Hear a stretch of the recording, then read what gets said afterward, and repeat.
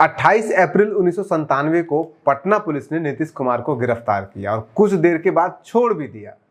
लेकिन फिर 7 मई 1997 को एक हफ्ते के भीतर इस मुद्दे के ऊपर संसद के अंदर खूब हंगामा हुआ, जिसमें शरद पवार से लेकर के चंद्रशेखर जो पूर्व प्रधानमंत्री थे, सबने राबड़ी सरकार के इस कृत्य के खिलाफ एक्शन लेने के लिए लोकसभा के सभापति से आग्रह किया। जॉर्ज फर्नांडिस तो गुस्से से लाल लाल हो गए थे इस पूरे मुद्दे के ऊपर। प्रकार का एक मैसेज आता है डिस्ट्रिक्ट मैजिस्ट्रेट से, जानबूझकर इस सदन को गुमराह करने की बात होती है। सदस्य खड़े होकर बता रहे हैं कि हम बॉन्ड देकर नहीं आए हैं, ये झूठ बात है या असत्य बात है जो डिस्ट्रिक्ट मैजिस्ट्रेट ने भेजी है। और उसके बाद अगर हम लोग राज्य सरकार से, चूंकि गृह मंत्री यहां बैठकर कोई रिपोर्ट नहीं देंगे, गृह मंत्री उस डिस्ट्रिक्ट मैजिस्ट्रेट से या उस प्रदेश के गृह मंत्री मुझे। दूसरी तरफ आरजेडी के सांसद भी इस बात से इनकार नहीं कर रहे थे कि जिसने भी नीतीश कुमार को गिरफ्तार किया था उनके खिलाफ कार्रवाई किया जाना चाहिए। लेकिन आरजेडी के नेता लोग सिर्फ इतना बोल रहे थे कि इसकी जांच गृह मंत्रालय से पहले किया जाए कि क्या हुआ था उस दिन, किस घटना के कारण उनको गिरफ्तार किया गया था, और उसके बाद उनके खिलाफ एक्शन, उस अधिकारी के खिलाफ एक्शन लिया जाए। और नीतीश कुमार और उनके शुभचिंतक इतना चाहते थे कि जांच लोकसभा की प्रिविलेज कमेटी खुद करे, न कि गृह मंत्रालय करे, क्योंकि उन्हें पता था कि अगर जांच का पूरा मामला जो है वो गृह मंत्रालय के पास गया तो वो बहुत लंबा खिंच जाएगा और उसमें फिर बहुत ज्यादा कोई बड़ा कार्रवाई हो नहीं पाएगा। नियम के अनुसार लोकसभा के किसी भी सदस्य के साथ अगर कोई ऑफिसर कहीं का भी कुछ भी गलत करता है तो लोकसभा को अधिकार है कि वो उस ऑफिसर के खिलाफ एक्शन डायरेक्ट ले।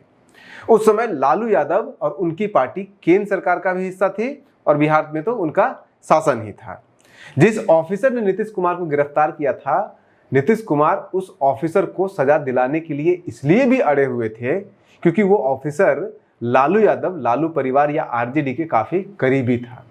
और आरजेडी के नेता इस बात की दुहाई दे रहे थे कि ऑफिसर महिला भी है और आदिवासी भी है, दलित है, इसलिए उसके खिलाफ कोई कार्रवाई, कड़ी कार्रवाई नहीं किया जाए, उनके साथ दया बरती जाए। पहले गृह मंत्रालय से पूरी जांच करवाई जाए, उसके बाद ये तय किया जाए कि क्या उन्होंने गलत किया है और उनको क्या सजा मिल सकती है। पूरा मामला ये था कि बिहार में चारा घोटाला का केस दिया तो गया था सीबीआई को, लेकिन सीबीआई न तो लालू यादव के खिलाफ कोई चार्जशीट कर पा रही थी और न ही लालू यादव को गिरफ्तार कर पा रही थी। इसी मुद्दे को लेकर के नीतीश कुमार और उनके समता पार्टी के अन्य जो नेता हैं वो सब मिलकर के बिहार सरकार के खिलाफ, यानी कि लालू सरकार, राबड़ी सरकार के खिलाफ प्रोटेस्ट मार्च निकाल रहे थे।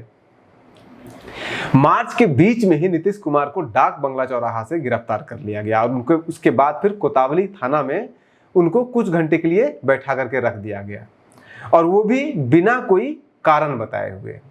ये सब हो रहा था उसमें पटना के डीएम राजाबाला वर्मा के इशारे पर, जो लालू यादव के काफी करीबी थी। और चारा घोटाला में लालू यादव के साथ बराबर ना सही लेकिन कुछ न कुछ तो इनका भी हाथ था, ऐसा बोला जाता है, ऐसा कहा जाता है।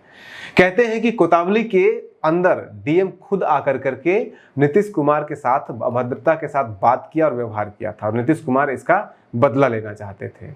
इस घटना के बाद 7 मई को जब इस मुद्दे के ऊपर लोकसभा में बहस हुई थी, तब आप नीतीश कुमार के चेहरे पर गुस्सा साफ साफ देख सकते हैं इस वीडियो के अंदर। नीतीश कुमार डीएम के ऊपर दो तरह का आरोप लगा रहे थे। एक आरोप ये लगा रहे थे कि ये पटना में जो घटना घटी थी, नीतीश कुमार को अरेस्ट किया गया था, वो 28 अप्रैल को हुआ था और कानून के हिसाब से, लोकसभा के नियम के अनुसार से डीएम के लिए ये अनिवार्य था कि वो 29 तारीख यानी कि 24 घंटे के भीतर लोकसभा को नीतीश कुमार की गिरफ्तारी की घटना का पूरा सूचना दे। क्यों गिरफ्तार किया गया, किस आधार पर गिरफ्तार किया गया, कहाँ रखा गया, कितना देर रखा गया, आगे क्या कार्रवाई हो गई, सब कुछ उनको रिपोर्ट देना होता है डीएम को, लोकसभा को। लेकिन पटना के डीएम ने लोकसभा को नीतीश कुमार की गिरफ्तारी की जानकारी 72 घंटे के बाद 1 मई को दी, यानी कि 28 तारीख को घटना घटी है और 1 मई को दिया गया, जो कि गैर कानूनी था, नियम के खिलाफ था। और इसके लिए लोकसभा पटना के डीएम के खिलाफ कार्रवाई कर सकती थी और नीतीश कुमार चाहते थे कि यह कार्रवाई किया जाए।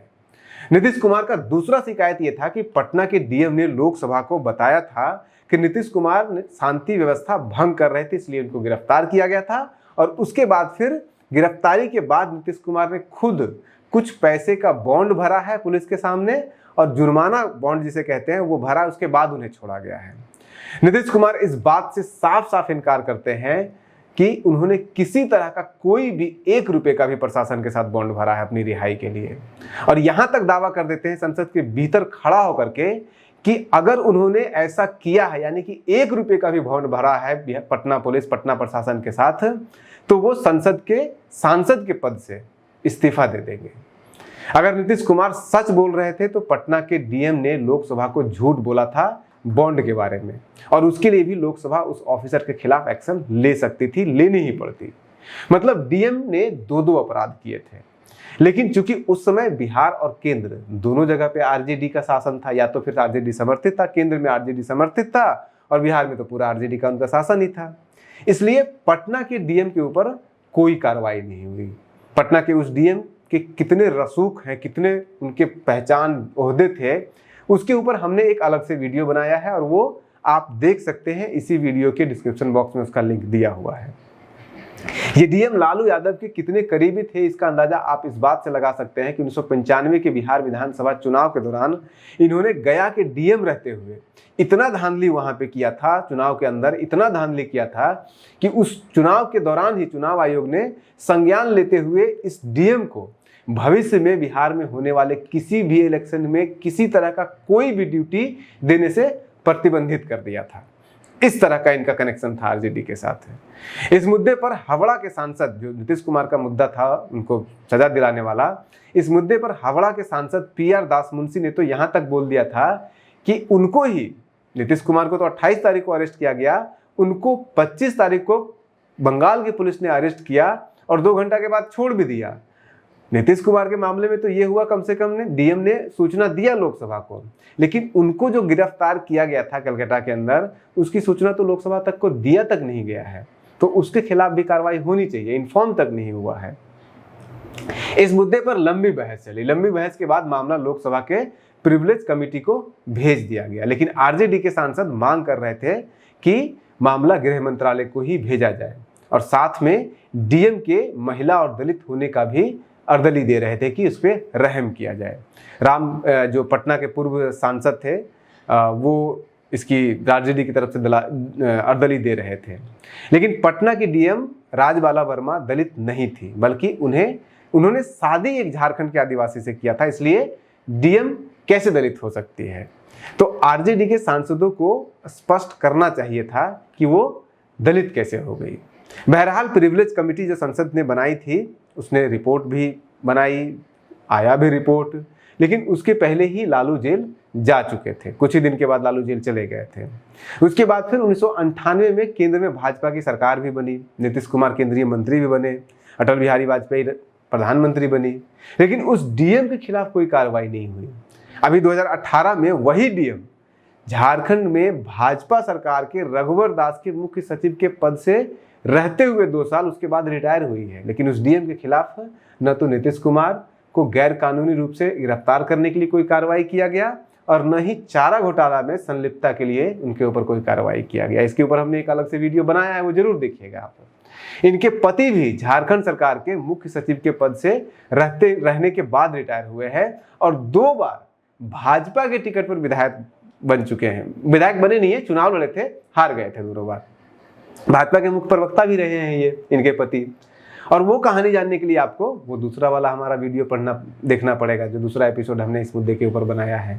उसका लिंक इसी वीडियो के डिस्क्रिप्शन बॉक्स में दिया हुआ रहेगा और एंड स्क्रीन में भी रहेगा। तो आप बने रहिए न्यूज हंटर के साथ, हम ऐसी कहानी आपको देते रहेंगे। नमस्कार।